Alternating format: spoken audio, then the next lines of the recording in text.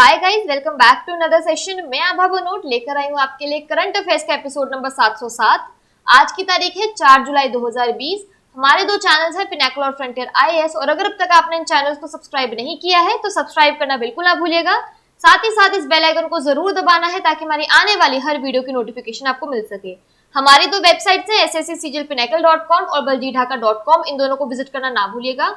ये सेशन हर रोज सुबह 4 बजे अवेलेबल हो जाता है और वीडियो के एंड में आपसे क्विज के क्वेश्चंस पूछे जाते हैं जिनका आंसर आपको कमेंट सेक्शन में जरूर करना है।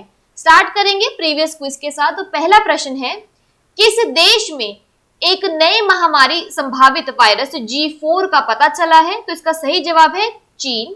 और दूसरा क्वेश्चन है, किस भारतीय लेखक ने 2020 राष्ट्रीय मंडल लघु कथा पुरस्कार जीता है? तो इसका सही जवाब है कृतिका पांडे। स्टार्ट करेंगे आज के सेशन के पहले क्वेश्चन के साथ। आईसीसी के अंतरिम अध्यक्ष के रूप में कौन कार्यभार संभालेगा? तो इसका सही जवाब है option number C, Imran Khawaja. अंतरराष्ट्रीय क्रिकेट परिषद के चेयरमैन शशांक मनोहर ने 2 साल के 2 कार्यकाल पूरे करने के बाद अपने पद से इस्तीफा दे दिया। नए चेयरमैन के चुनाव तक डिप्टी चेयरमैन हांगकांग के इमरान ख्वाजा अंतरिम अध्यक्ष की जिम्मेदारी संभालेंगे। शशांक मनोहर नवंबर 2015 में आईसीसी के चेयरमैन बने थे।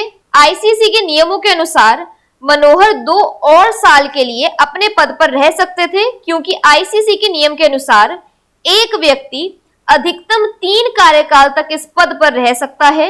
इमरान ख्वाजा भी इस पद की दावेदारी पेश करना चाहते हैं, यहाँ फोटोग्राफ में देख सकते हैं, लेकिन माना जा रहा है कि पूर्ण देश का उन्हें समर्थन हासिल नहीं है। अगला प्रश्न है, किस देश ने वर्तमान राष्ट्रपति के शासन को वर्ष 2036 तक बढ़ाने के लिए एक संविधान संशोधन को मंजूरी दी है? तो इसका सही जवाब है ऑप्शन नंबर बी, रूस। रूस के वर्तमान राष्ट्रपति व्लादिमीर पुतिन अब 2036 तक सत्ता में काबिज रह सकेंगे। वहां की जनता ने इस संविधान संशोधन को मंजूरी दे दी है। अब संविधान संशोधन कानून के जरिए पुतिन का वर्तमान कार्यकाल समाप्त होने के बाद उन्हें 6 साल के 2 अतिरिक्त कार्यकाल के लिए राष्ट्रपति पद मिलना तय है।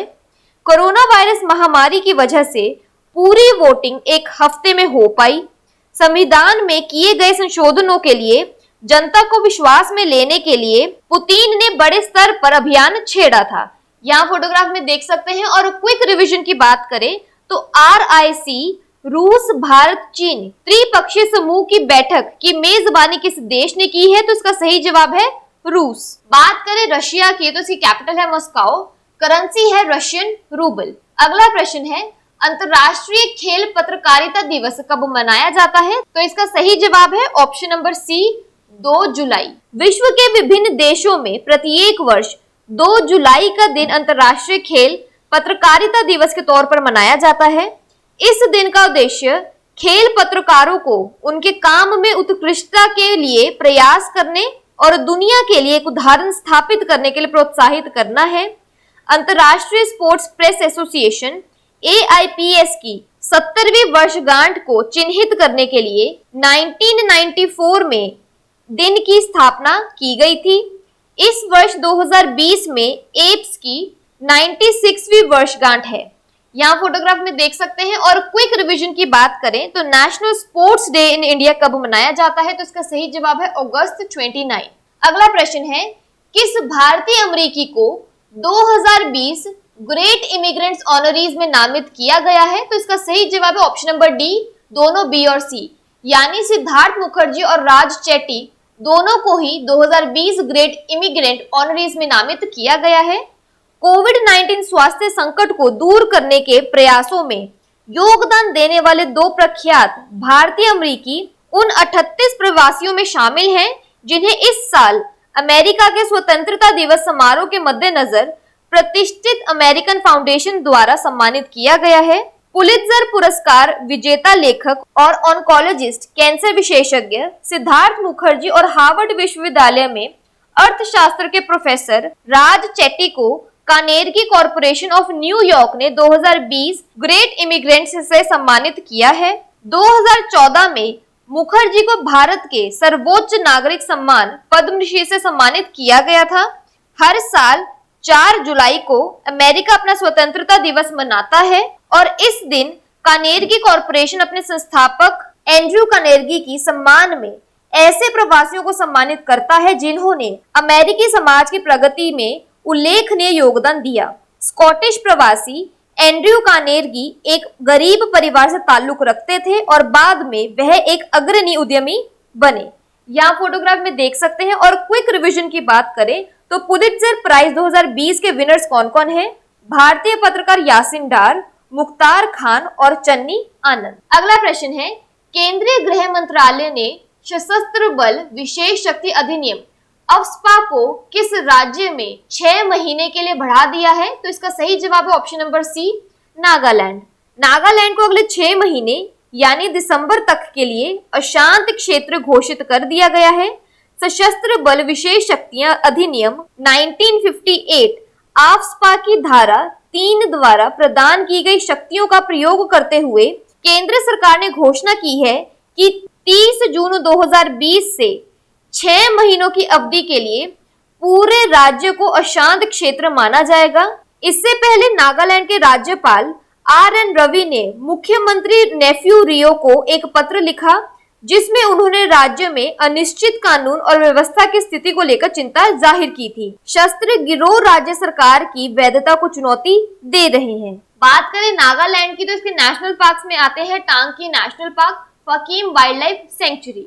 फेमस फेस्टिवल्स हैं hornbill festival, Aoleang festival, Kuki festival और लोथा फेस्टिवल। नागालैंड की कैपिटल है कोहिमा, गवर्नर है RN रवि और चीफ मिनिस्टर है नेफ्यू रियो। अगला प्रश्न है, ड्रग डिस्कवरी हैकाथॉन 2020 नामक राष्ट्रीय पहल किसने शुरू की है? तो इसका सही जवाब है option number D, Ramesh Pokhriyal.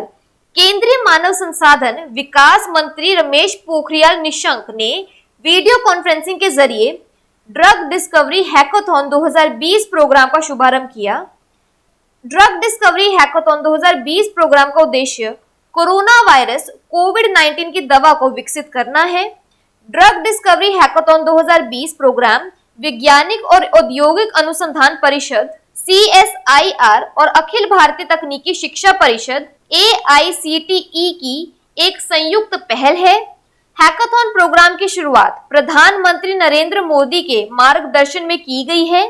उन्होंने छात्रों, शोधकर्ताओं और पेशेवरों को हैकाथॉन में भाग लेने और कोविड विरोधी दवाओं के विकास के लिए काम करने के लिए आमंत्रित किया। ड्रग डिस्कवरी हैकाथॉन 2020 प्लेटफॉर्म उन सभी का स्वागत करता है जो कोविड-19 के खिलाफ open source drug discovery hackathon में शामिल होना चाहते हैं। अगला प्रश्न है, 3 साल की अवधि के लिए भारत के सॉलिसिटर जनरल के रूप में फिर से किसे नियुक्त किया गया है? तो इसका सही जवाब है option number B, Tushar Mehta. केंद्रीय मंत्रिमंडल की नियुक्ति समिति ने वरिष्ठ वकील तुषार मेहता को सॉलिसिटर जनरल के रूप में 3 साल की अवधि के लिए फिर से नियुक्त करने को मंजूरी दे दी है। वरिष्ठ अधिवक्ता पिंकी आनंद और NS नदकर्णी को अतिरिक्त सॉलिसिटर जनरल के रूप में हटा दिया गया है। नियुक्ति समिति ने 3 साल की अवधि के लिए सुप्रीम कोर्ट के लिए नए अतिरिक्त सॉलिसिटर जनरल भी नियुक्त किए हैं। वे हैं बलबीर सिंह, सूर्य प्रकाश वी राजू, N वेंकटरमन, जयंत के सूद, ऐश्वर्या भाटी और रुपिंदर सिंह सूरी। यहाँ फोटोग्राफ में देख सकते हैं। और क्विक रिवीजन की बात करें, के वेणुगोपाल को भारत के लिए अटॉर्नी जनरल के पद पर 1 वर्ष के लिए फिर से नियुक्त किया गया है। अगला प्रश्न है, कोविड-19 रोगियों के लिए भारत का पहला प्लाज्मा बैंक किस शहर में शुरू किया गया है? तो इसका सही जवाब है ऑप्शन नंबर सी, नई दिल्ली। दिल्ली सरकार ने कोविड-19 मरीजों के लिए इलाज के लिए देश के पहले प्लाज्मा बैंक का परिचालन शुरू किया है। इसे दिल्ली सरकार द्वारा संचालित institute of liver and biliary sciences में स्थापित किया गया। कोविड-19 रोगी को इसकी आवश्यकता पड़ने पर डॉक्टरों या अस्पतालों को प्लाज्मा के लिए यहाँ संपर्क करना होगा। यहाँ पे क्विक रिवीजन की बात करें तो मानव नैदानिक परीक्षणों के लिए अनुमोदित होने वाली पहली स्वदेशी रूप से विकसित कोविड-19 वैक्सीन कौन सी है? तो इसका सही जवाब है कोवैक्सीन। अगला प्रश्न है, रक्षा मंत्रालय ने किस देश से भारतीय वायु सेना के लिए 21 MiG-29 खरीदने की मंजूरी दी है? तो इसका सही जवाब है ऑप्शन नंबर ए, रूस। चीन के साथ सीमा पर बड़े तनाव के बीच रक्षा मंत्रालय ने सैन्य बलों की युद्ध क्षमता बढ़ाने के लिए 38,900 करोड़ रुपए की लागत से 33 अग्रिम लड़ाकू विमानों, मिसाइल सिस्टम और अन्य सैन्य उपकरणों की खरीद को मंजूरी दी है। रक्षा मंत्री राजनाथ सिंह की अध्यक्षता में रक्षा खरीद परिषद DAC की बैठक में ये फैसले लिए गए। MiG-29 पर अनुमानित तौर पर 7,418 करोड़ रुपए खर्च होंगे, जबकि हिंदुस्तान एरोनॉटिकल्स लिमिटेड से 12 Su-30 MKI विमान की खरीद पर 10,730 करोड़ रुपए की लागत आएगी। रक्षा मंत्रालय की रक्षा अधिकरण परिषद ने इसके लिए अपनी मंजूरी दी। 21 MiG-29 के फाइटर जेट रूस से खरीदे जाएंगे। 12 Su-30 MKI विमान हिंदुस्तान एरोनॉटिक्स लिमिटेड से खरीदे जाएंगे। मौजूदा 59 MiG-29 विमानों का नवीनीकरण किया जाएगा। अगला प्रश्न है, कोरोना संकट के समय किस राज्य ने छात्रों के लिए हमारा घर हमारा विश्वविद्यालय अभियान शुरू किया है? तो इसका सही जवाब है option number D, Madhya Pradesh. राज्य में स्कूली छात्रों की शैक्षणिक नियमितता का ख्याल रखने के लिए मध्य प्रदेश के स्कूल शिक्षा विभाग ने हमारा घर हमारा विद्यालय नाम से एक डिजिटल अभियान तैयार किया है, जो छात्रों को स्कूल जैसा माहौल प्रदान करने के लिए है।